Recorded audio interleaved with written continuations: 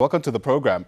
The issue went to court last year, if memory serves me well. Equal Education won that. It was probably in July or so.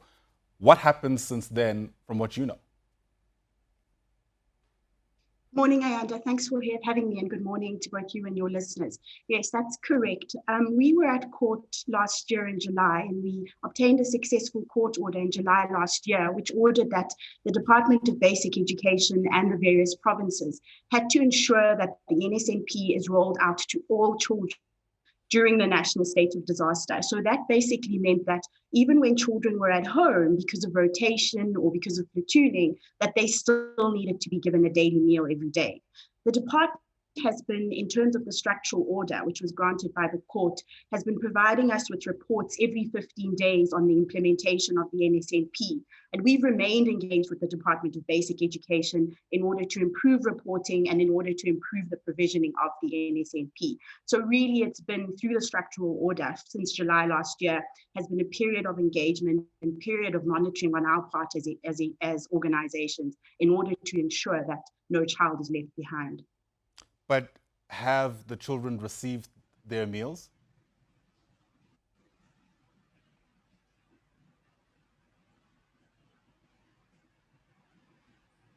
Are you still able to hear us, Seho? I was just asking if during the engagements, do you know There's been varying reports, Ayanda. From the beginning, there's been issues around learners unable to make their way to school in order to receive a meal, schools being too far from where a learner is. Some things are out of all our control. You were still explaining to us the idea that, as far as you know, it's not clear yet whether the bottom line is actually taking place. In other words, it's not clear if pupils are receiving these meals. Thanks, Ayanda. Apologies for that. There's quite a bit of rain here on my side. Yes, that's true, Ayanda. So as I explained, I'm not quite sure where I cut. As I explained last year, in terms of the structural order which was granted by the High Court, was really for us as organizations a period of monitoring the implementation of the court order during the year, really engaging with the DBE on issues which we saw on the ground around implementation. And this year, really, as I said, we're concerned. We're concerned, Ayanda, because we're sitting with learners sitting at home for much longer than they ordinarily do in any given year. Usually, the school holiday is only for a period of 4 weeks at most.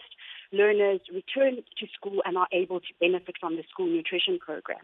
This time, we're sitting with a situation where learners are only returning back to school on the 15th of February, meaning that learners are away from being able to benefit from the National School Nutrition Program for 8 weeks. And now what's really important is that what was clearly shown during our court application and what was accepted by the judgment was that the National School Nutrition Program plays a really important role in our country, where the levels of nutrition or access to nutrition for learners is very difficult. And so it plays an extremely important role for the right to basic nutrition in our country. Yeah. Tseho, legally speaking, do you have an idea at which stage we can confidently say that the department is actually in breach of this court order? Ayanda, we would actually like to say that we believe that they are in breach of the spirit and intent of the court order. So the court order said that when learners are not learning and are unable to return to school, that the National School Nutrition Program should be rolled out to them. Last year, in engagements, foreseeing that a second wave would come, we engaged with the DG of Basic Education and asked if, in fact, if the second wave were to come, if the Department of Basic Education would ensure that learners would receive the NSNP. And the response which we received at the time, in around October, was that they would make plans to roll out the National School Nutrition Program. We now sit, albeit with having to move the reopening of schools to 15th of February in order to try and help to flatten the curve. But the reality is it really cannot be said to be in line with the spirit of the court order to make children wait for another 2 weeks in order to be able to benefit from basic nutrition. Yeah.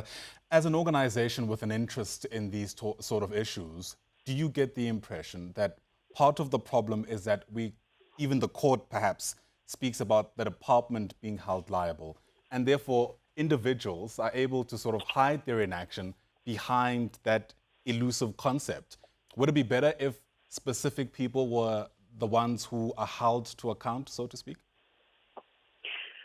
Well, I suppose at the end of the day, and the reality is the Minister of Education sits with her responsibility being to have an overview over education. And so I would say that at the end of the day, everything falls at her feet. It falls at her feet to ensure that her department is ensuring the right to basic education for learners, is ensuring the right to nutrition, which our courts have said is part and parcel with the right to basic education, along with other things such as textbooks, infrastructure, which we as organizations have been pushing for and looking at, which we know are not in the best state in our country.